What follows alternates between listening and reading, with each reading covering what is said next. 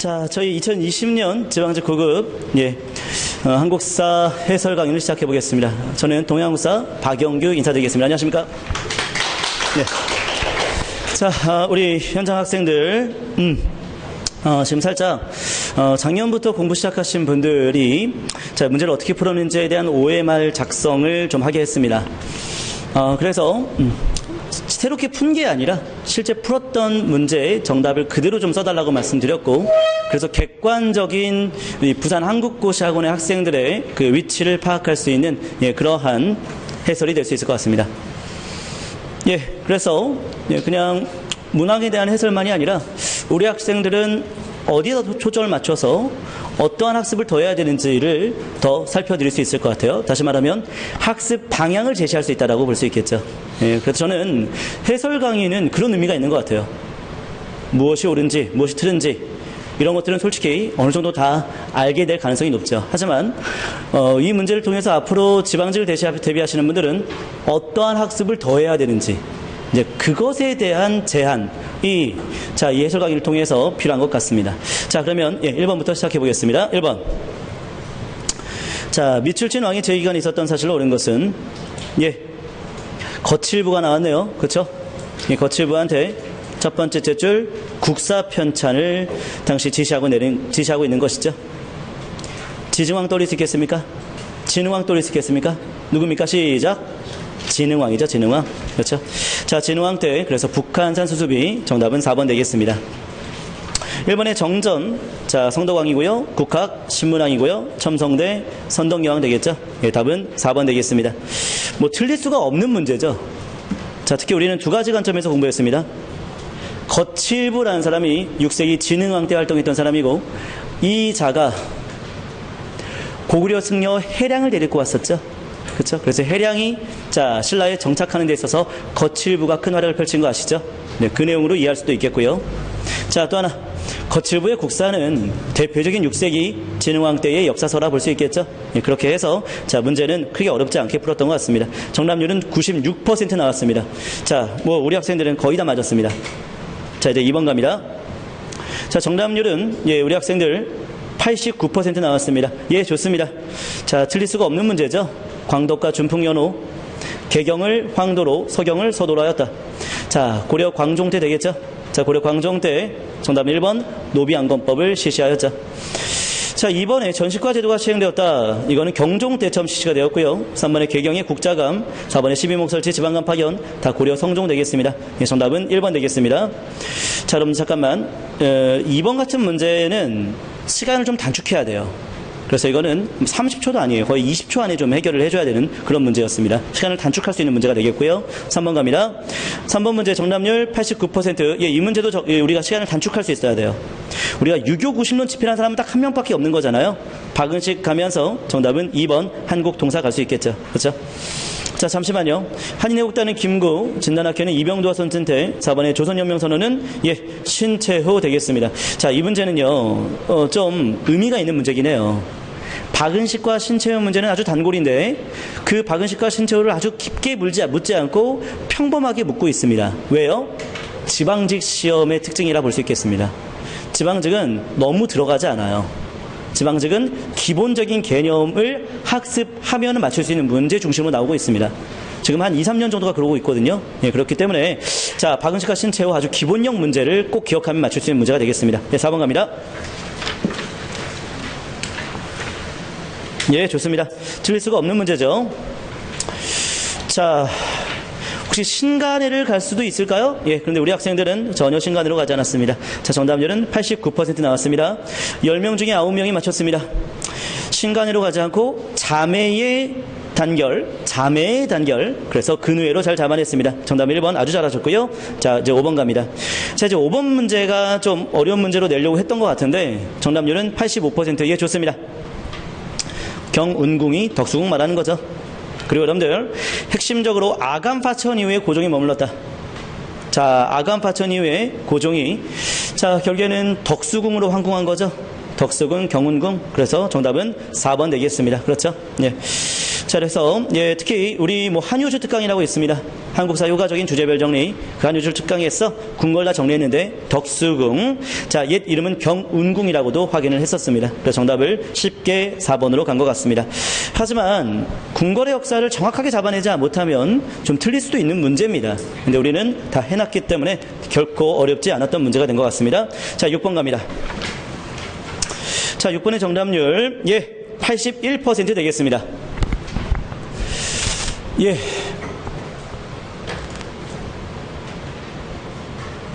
일반적인 학생들은 70%의 정답률이 나온 문제입니다. 우리는 그래도 10% 정도 더 높았습니다. 왜요? 우리는 목곽을 기억하고 있거든요. 앞에 자료가 어마어마하게 많은 내용이 나왔지만 밑에 두 번째 줄 목곽. 가족 공동묘와 관련된 얘기인데 바로 나무로 만든 목곽에다가 바로 그 뼈를 묻었던 것이었죠. 목곽 잡아내면 큰 나무곽, 목곽 잡아내면 옥저 말고는 다른 거 고를 수가 없죠. 그렇죠? 그래서 옥저를 골라보면 정답 1번 민며느리제 되겠습니다. 자, 또 옥저는 읍군과 삼로라고 하는 군장이 있는 거 알고 계시죠? 예, 다음 1번. 이번에 위만에게 한나라 진입을 알리는 장군, 위만조선 되겠죠? 자, 3번에 5월에 씨 뿌리고 하늘에 제사를 지내는 천군. 자, 이것은 사만 되겠죠? 5월제, 10월제. 자, 4번에 마가와 우가 나왔습니다. 그럼 부여 되겠죠? 예, 정답은 1번 되겠습니다. 여러분들, 자료가 되게 길어요. 뭐, 대군장이 없고, 토지는 비옥하고, 산을 등지고, 바다를 향해 있고, 오곡이 잘잘, 이거 부여 아니야? 이렇게 틀린 분들이 꽤 많았던 거예요. 그런데 우리는 큰 나무 곽을 만드는데 이 표현을 놓치지 않았던 거죠. 그래서 우리는 옥저로 잘 정답을 갔습니다. 예, 잘했고요. 훌륭합니다. 수고하셨습니다. 이런 문제를 맞춰줘야지. 자, 박영규의 제자죠. 그렇죠? 예, 목곽. 이야, 이거 우리가 엄청 강조했죠? 아니에요? 자, 밑에 문제에서도 예, 2번 선지 장례할 때는 커다란 목곽을 만들어 이런 표현을 또 쓰고 있었죠. 제가 낸 문제 중에서. 예, 자, 이렇게 해서 자, 목곽에 대한 문제 옥저 정답 잘 연결했습니다. 수고하셨고요. 7번 갑니다. 자, 7번 문제는 예, 정답률 85% 나왔습니다. 예, 잘했습니다. 임꺽정, 백정 출신 얘기 나와 있고 당시 16세기 명종 잘 잡아냈습니다. 자, 16세기 명종 때 백정 출신의 임꺽정에는 명종 때 문정왕후가 수렴청정하면서 불교 옹호했죠. 승려 보호를 중용했고 승과를 부활하지 않았습니까? 예, 답은 2번 되겠고요. 1번에 동인과 서인의 붕당이 형성되었다. 자, 이건 선조 때고요.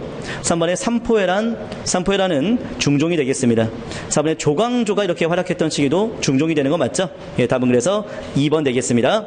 자, 한효주 특강 임꺽정 잡아냈죠? 16세기 명종으로 확인했었습니다. 반란의 역사를 다 정리했었었죠. 근데 반란의 역사에서 임꺽정은 솔직히 말하면 가장 대표적인 인물이 되는 거죠. 예, 그런 문제가 나왔습니다.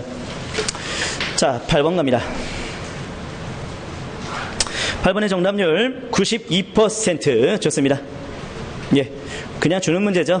윤관 나왔고 별무반 연결하면 되겠죠. 자, 윤관의 별무반 여진족 대비하는 거 맞죠? 예, 정답은 3번 되겠습니다. 1번의 정종 때는 광군, 이번에 귀주대첩. 자, 2번 선지가 조금 수준이 있어요. 귀주대첩, 이게 어느 왕이에요? 고려 현종이죠. 그렇죠?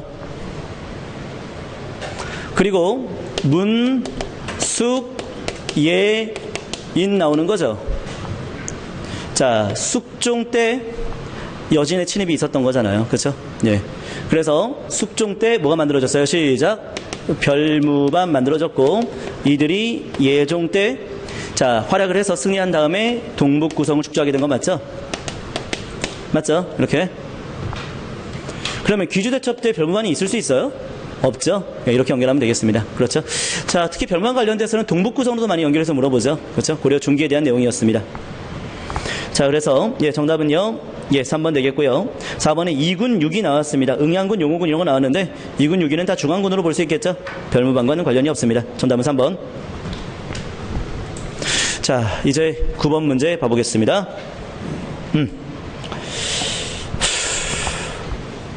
예, 저는 개인적으로 9번 문제 조금 기대해 봤습니다. 여러분들이 거의 80% 이상 정답률이 나왔으면 좋겠다 싶었는데, 그냥 평범하게 맞췄네요.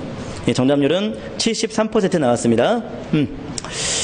자, 여러분들, 고령으로 생각을 해서, 자, 대가로 잡으면 되는데, 건원원년이라는 표현을 통해서, 뭐야, 건원연호? 이거 버풍왕이네? 뭐 신라네? 신라 가보자. 이렇게 하신 분이 좀 있는 것 같아요. 자, 그런데 여기서는요, 뭘 잡아내야 되냐면, 남제의 공물을 바쳤다라는 게 핵심이었습니다. 고령이고 남제의 공물을 바쳤다. 자, 이걸 토대로 대가야를 잡아낼 수 있어야겠죠. 대가야는 고령 중심이었고 5세기 후반에 남제와 교류했었던, 그렇죠? 대가야가 되겠습니다. 대가야니까 정답은 3번 호남 동북까지 세력을 확장하였다. 그 얘기가 되겠습니다. 이번에 관산성 전투 국왕이 전사였다. 자, 이거는 성왕이 전사했죠. 백제성왕. 이번에 울릉도를 정복해서 영토 편입. 이거는 6세기 신라 지증왕이죠. 그렇죠? 6세기 신라 지증왕. 이사부 장군이 울릉도를 점령했었죠. 자, 4번에 신라를 도와서 낙동강 유역에 진출했던 왜를 격파했다. 광기토 대왕 되겠죠? 그렇죠? 예, 정답은 3번. 자, 기억해 보세요. 이거는 살짝 수업을 기억하면 좋을 텐데. 수업 때 이런 얘기 하지 않았습니까? 5세기 후반입니다. 5세기 후반 장수왕이 남하 정책 펼칠 때 그때 대가야는 누구 편 들었는가? 백제 신라 편 들었죠. 그런데 백제가 좀 약해 보인 거예요. 백제를 공격했죠. 백제한테 졸라 터졌죠. 그렇죠? 자, 그러면서 대가야는 독자적으로 남조 제와 교육도 했었고 실제로 백제를 공격하는 과정에서 남원지방까지 간 적이 있죠. 남원지방까지 간 적이 있죠. 남원은 경상도입니까? 전라도입니까? 전라도죠. 호남, 동부라 얘기할 수 있겠죠. 그러니까 이 수업에 대한 내용을 떠올리며 맞출 수 있는 문제이기도 했고, 제 이론서 한번 봐보세요. 제 이론서에서는 심지어 남제의 사신을 파견하고 보국 장군, 봉국 왕의 책봉을 받았다. 그게 위에 본문에도 그렇게 그대로 있네요. 조금 놀랍지 않아요? 그렇죠? 그냥 이 자료와 그냥 제 이론서가 그냥 똑같지 않습니까? 그냥 이 정도면 그냥 100% 일치한 거 아닙니까? 그렇죠? 근데 책을 안 보는 그런 상황이 있을 수 있다는 건데, 자, 어쨌든 간에 수업을 떠올리거나 책을 보거나 그렇게 하면 충분히 맞출 수 있는 문제였던 것 같습니다. 근데 이 문제가 아주 고난도 문제는 아니지만, 예, 그래도 보통의 문제라고 생각할 수 있겠습니다. 하지만 충분히 공부하신 분들은 절대 틀릴 수가 없는 문제가 되는 것 같습니다. 네, 이렇게 하면 되겠고요. 자, 이렇게 해서 고령의 대가야가 되겠습니다. 근데 여러분들, 제가 예측도 좀 했어요. 문재인 대통령이 가야를 좋아한다고. 기억납니까? 제 수업 때 했던 말이 이 말 했던 거 기억나시죠? 문재인 대통령이 가야를 되게 좋아하셔서 가야에 대한 역사가 출제 빈도가 매우 높다고. 왜 그럴까요? 가야가 호남과 영남을 연결하는 역할을 했거든요. 지역적 갈등을 해결하는 데 있어서 우리의 역사 대가야가 있거든요. 그 대가야가 호남까지 진출했다는 거, 이거를 충분히 물어볼 수 있다는 것이죠. 그렇죠? 저도 좀 많이 강조했던 얘기였는데 이렇게 출제가 또 되기도 했습니다. 남조 제와 교육했다는 걸 놓치지 말았어야 되는 거였는데, 아무튼 그 내용을 좀 기억하신 분들은 맞췄을 것 같습니다. 자, 이 정도 얘기하고요. 자, 10번 갑니다. 자, 10번이 가장 고난도 문제였습니다.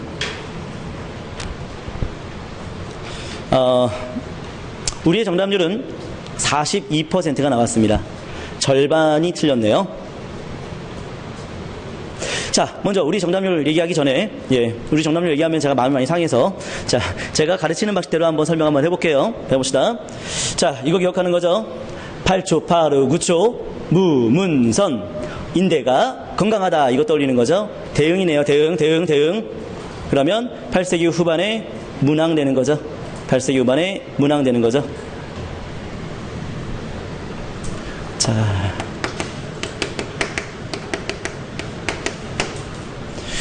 솔직히 얘기할게요. 자, 이 내용은요, 제가 기본반 때는 안 했습니다. 기본반 때는 할 만한 내용의 주제가 아니었습니다. 이 내용은 심화반 때 굉장히 강조했고, 심화반 때 문제로도 적용시켰습니다. 문제로도. 예. 8초, 8후, 9초. 이것을 신라와 연결하는 개념이죠. 필기노트만 많이 본다고 해서 맞출 수 있는 문제가 아닙니다. 8초, 8후, 9초를 동시대를 연결해보는 학습이 필요했던 것이었죠. 8세기 후반 문항 때가 되겠습니다. 8세기 초반에는 무왕이죠. 자, 9세기 초반에는 선왕이죠.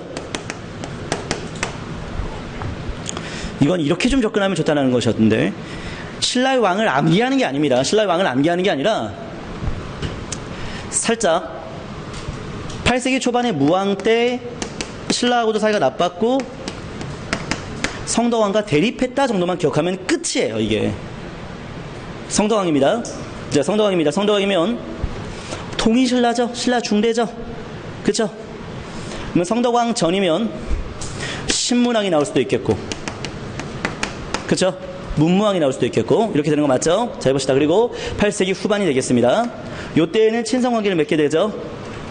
그쵸?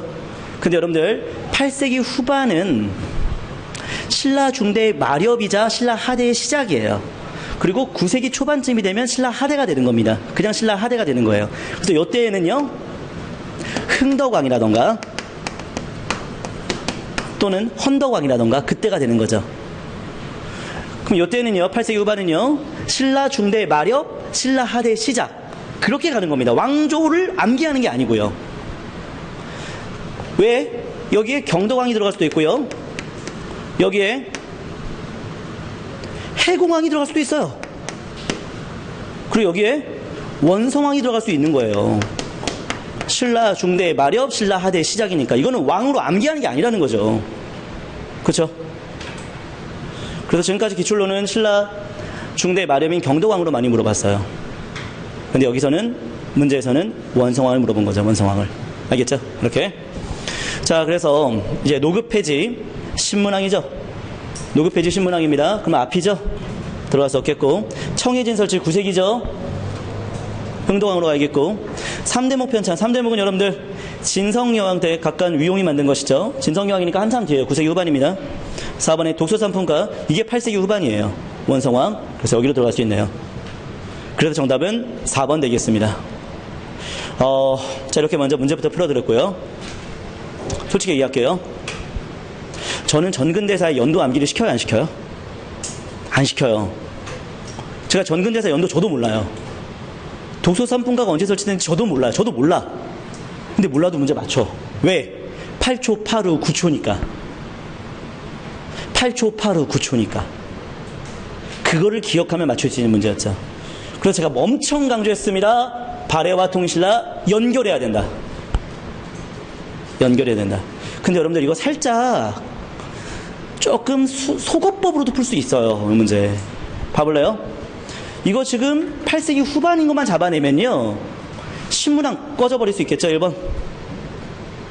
3번 3대목 8세기 후반인데 3대목 신라 하대, 이거 말도 안 되잖아요. 그럼 2번하고 4번 싸움인데 청해진은 9세기의 일반적인 얘기잖아요. 그렇게 해서 답을 4번으로 갈 수도 있는 거예요. 이 문제. 예.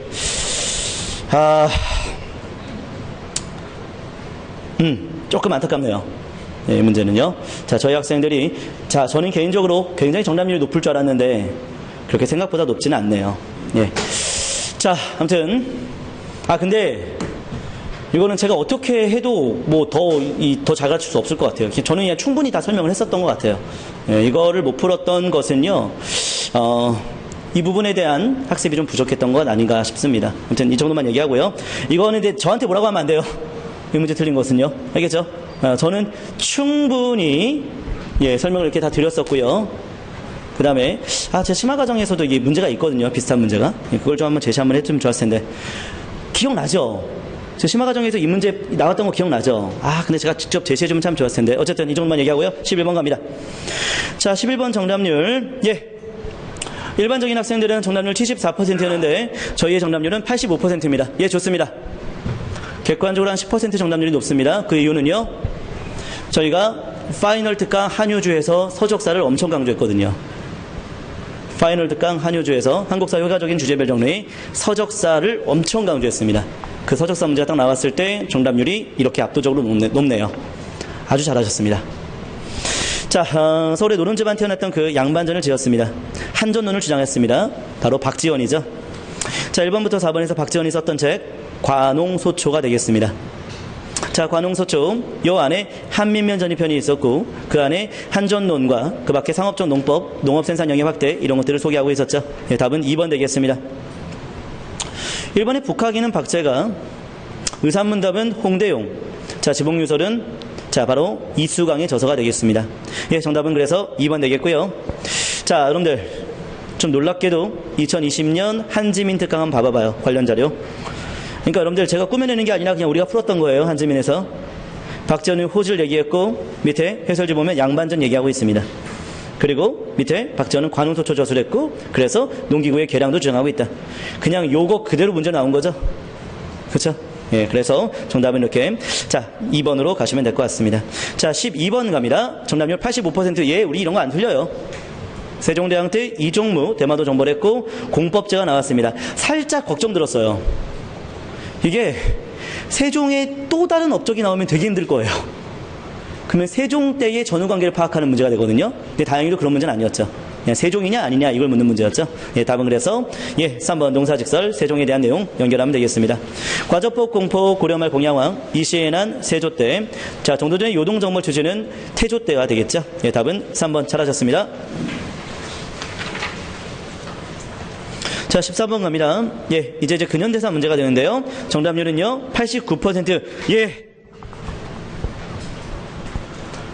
정말 잘하셨습니다. 시험 잘 보고 오셨습니다.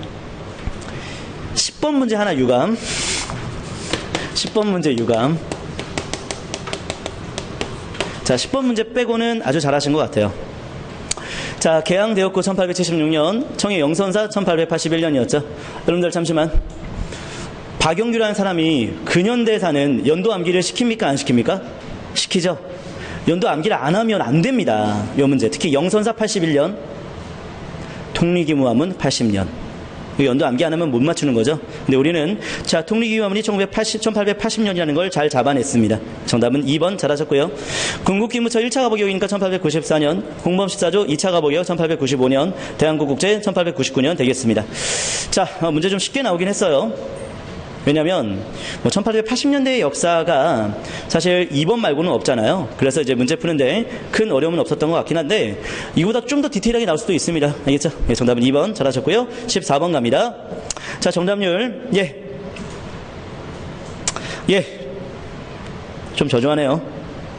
73% 나왔습니다. 전 80% 이상을 좀 기대해봤는데 우리가 한효주에서 성곽하지 않았어요? 근데 그 성곽이 한양도성이었는데 그 성곽 한양도성 얘기하면서 제가 이거 다 연결하고자 하는데 연결이 안 돼가지고 유네스코 문화유산 등재가 안 되고 있고 계속 시도하고 있지만 결국엔 등재가 현재까지도 안 되고 있다라는 말씀을 좀 드리지 않았을까요? 그리고 심지어 이런 얘기까지 했었는데 원하는 대로 다 가질 거야 그것만이 내 꿈일 테니까. 이태원 클라스에 나오는 박세로이가 이 성곽을 올라가서 자신의 포부를 얘기했다라는 얘기. 아, 이런 얘기 안 했나요, 제가? 했어요, 안 했어요? 이태원 클라스 얘기했어요, 안 했어요? 안 했구나! 딴 학원에서 얘기했어. 여기서 안 했어. 이럴 수가. 그런데 성곽은 했어요, 우리가. 자, 밑에 봐봐요.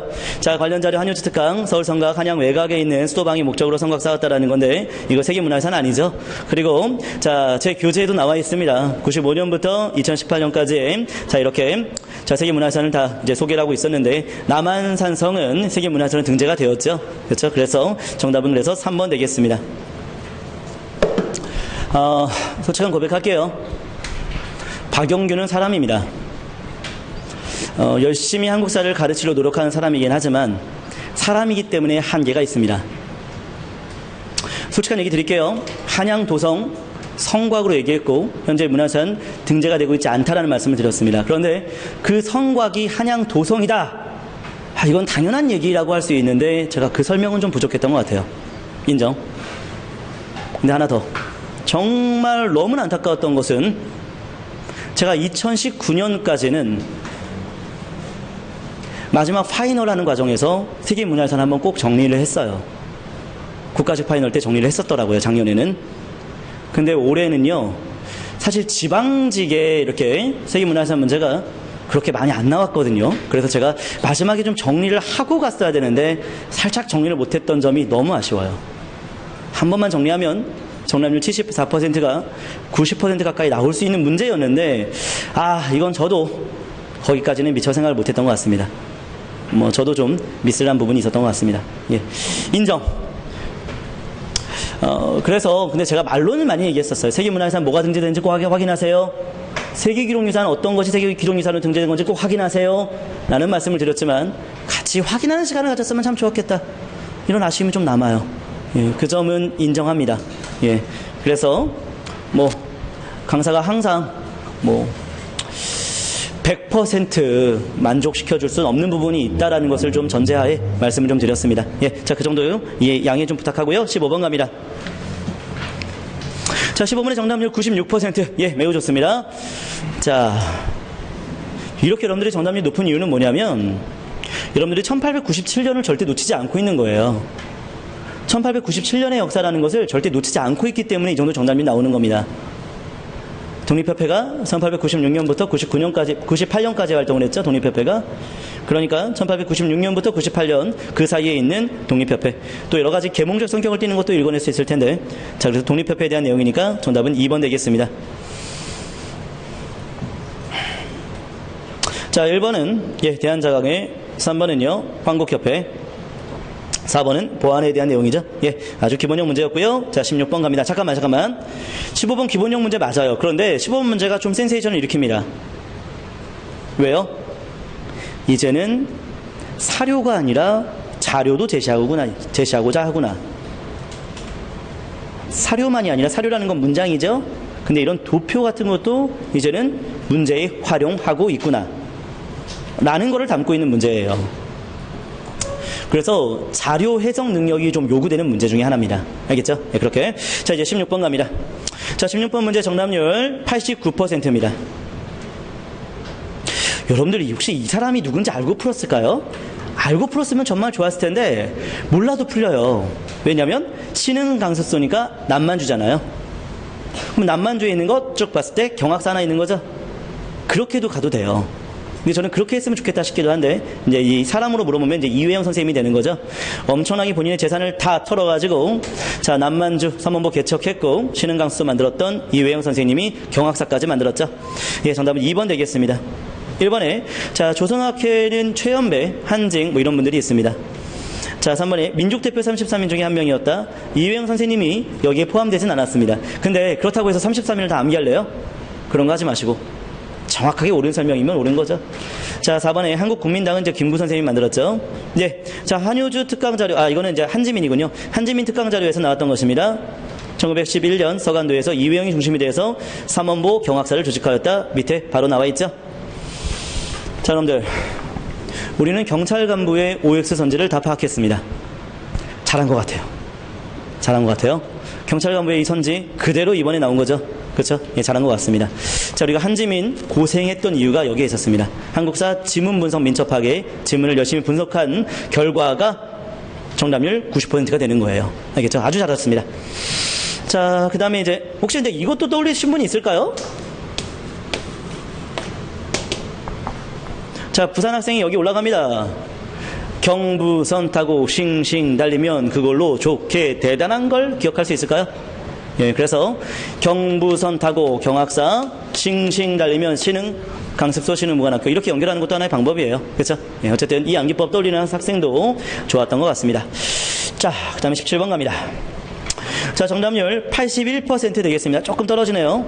81%. 자, 예, 세헌법인데요. 자, 이 세헌법의 핵심은 내각 책임제라는 표현이 나와 있죠. 자, 내각 책임제의 정부. 자, 바로 4.19 혁명 이후의 헌법이 되겠습니다. 4.19 혁명 이후의 헌법이니까 정답은 민의원 참의원 구성하게 되었죠. 양원제. 답은 4번 되겠습니다. 아주 기본형 문제였죠. 자, 임시수도 부산에서 개정되었다. 발췌개헌. 2번은 4.4.5입. 동의체 국민회의. 바로 유신헌법이죠. 그렇죠? 예, 답은 4번. 예, 아주 쉬운 문제였습니다. 18번 갑니다.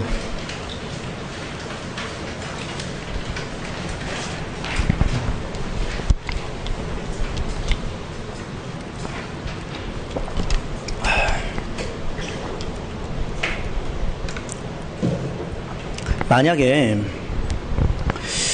이 문제가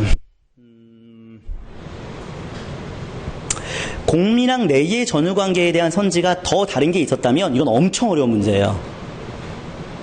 근데 공민항 때의 전후관계를 묻는 선지가 하나 있긴 해요. 바로 3번 선지. 그런데 발문을 읽으면 끝나는 거예요. 발문을 읽으면 다음 사건 이유입니다. 이유예요. 이건 사실 문제 해결력이에요. 공민항 전후관계를 파악하는 문제가 아니에요. 공민항 전후관계를 파악한다, 그거 해야만 풀 수 있다, 이렇게 할 수 없어요. 왜? 개경을 떠난 왕입니다. 홍건적인 침입이 있습니다. 공민항 되겠죠? 공민항 이유예요. 공민항 이유입니다. 1번에 진포대첩. 이거 무조건 공민항 이유잖아요. 우왕. 그쵸? 최무선의 진포대첩. 이거 무조건 우왕 공민항 이유 맞잖아요. 1번은 답이 될 수밖에 없는 거잖아요. 그쵸? 빼박이죠. 그쵸? 그냥 무조건 1번이 답이 되는 겁니다.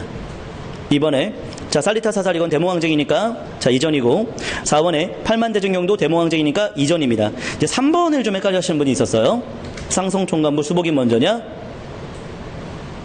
홍건적 침입이 먼저냐? 하지 마세요. 발문에서는 이 사건 이유를 물어본 겁니다. 그러면 빼박인 거 골라야 되는 거예요. 이거 우리 얼마나 많이 했습니까? 확실히 정답인 거 골라야 된다고.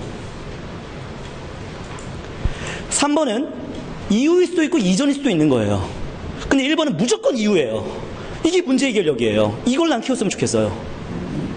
제가 정말 원하는 문제 해결력. 애매해도 맞출 수 있다. 확실히 정답이 있으니까. 예, 이렇게 하면 됩니다. 그래서 답은 1번인 거예요. 1번하고 3번에서 왔다 갔다 하더라도 확실히 옳은 게 정답이니까. 자, 근데 우리 학생은 69%밖에 안 나왔어요. 밑에 자세한 전후관계사라는 걸 했어요.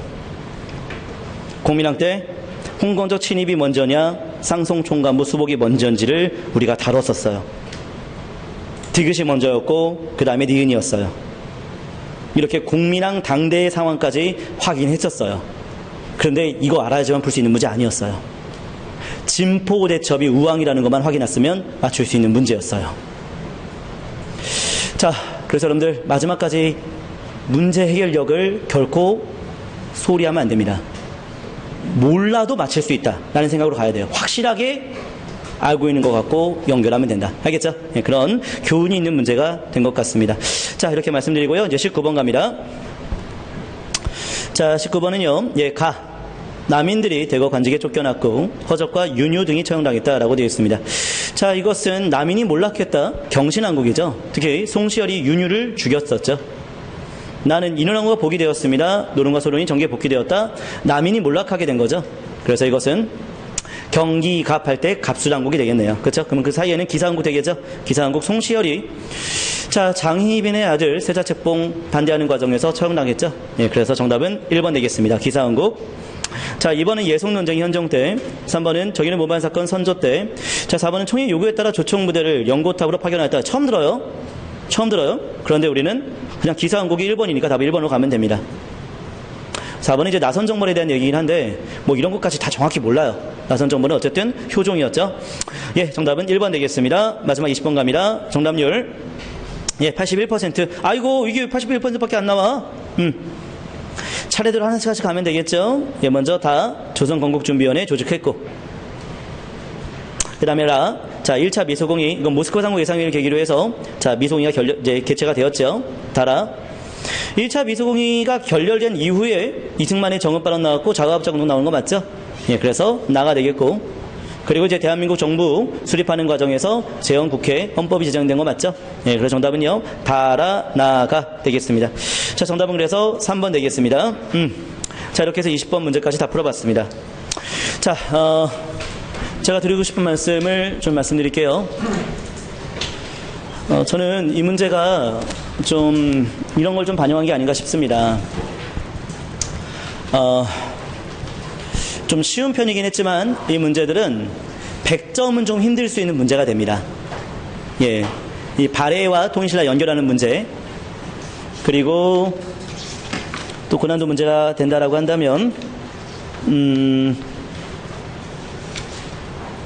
저는 개인적으로 그 정도, 그거 하나 정도라 얘기할 수 있을 텐데. 그리고 국민학 조류관계사, 이거 문제 기억력이 없으면 좀 틀릴 수도 있겠죠. 뭐 이 정도.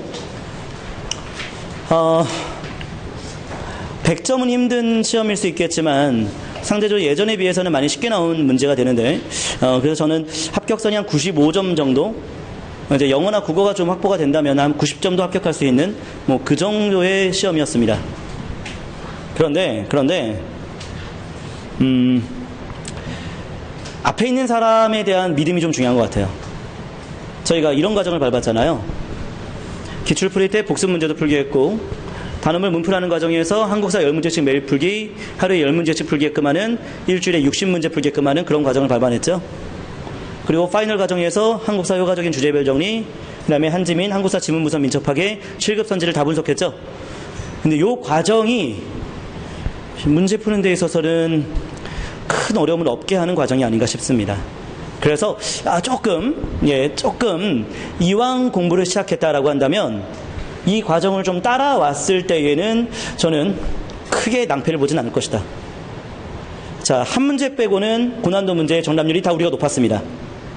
한 문제 빼고는 한 4-5문제의 정답률이 우리가 훨씬 더 높았습니다. 10% 이상으로. 기준은 어딘지는 얘기하지 않아도 알고 있을 것입니다. 근데 보편적으로 학생들이 많이 점수를 올리는 그 곳보다 고난도 5문제 중에 한 문제 빼고 4문제가 우리가 정답률이 거의 10%가량 높았습니다. 저는 이 부분은 좀 자부할 만한 것 같아요. 예. 우리 학생들이 옳았다. 우리 학생들이 훨씬 잘 봤다. 이런 얘기할 수 있을 것 같아요. 자, 지금 정답지 제시하신 분 중에 3분의 2가 90점 이상입니다. 정답지 제시하신 분 중에 3분의 2가 90점 이상입니다. 우리 학생이 저는 결코 밀리지 않았다 라는 말씀 드릴 수 있겠습니다. 그래서 공부 처음 시작하시는 분들, 제가 강의하려고 하는 거 아니에요. 믿음이 중요하다는 말씀 좀 드리고 싶어요. 그래서 이 과정을 잘 따라왔을 때에는 결코 낭패보지 않도록 더욱 최선을 다하도록 하겠습니다. 자, 지방증은 이렇게 말씀드리고요. 이제 국가증 얘기를 좀 드리겠습니다. 국가증은 어려울 겁니다. 단언컨대 국가증은 어려울 겁니다. 지금까지 항상 경향이 국가직은 어려웠고 지방직은 평이하게 출제되는 경향이었고, 이번엔 지방직을 먼저 봤기 때문에 어렵지 않을까 생각했는데 여전히 지방직은 쉬웠습니다. 그래서 국가직 대비하시는 분들과 이제 지방직 대비하시는 분들이 조금 범위 설정에 좀 차이가 있을 것 같아요. 국가직 대비하시는 분들은 7급 수준까지 커버를 하셔야 될 것 같고요.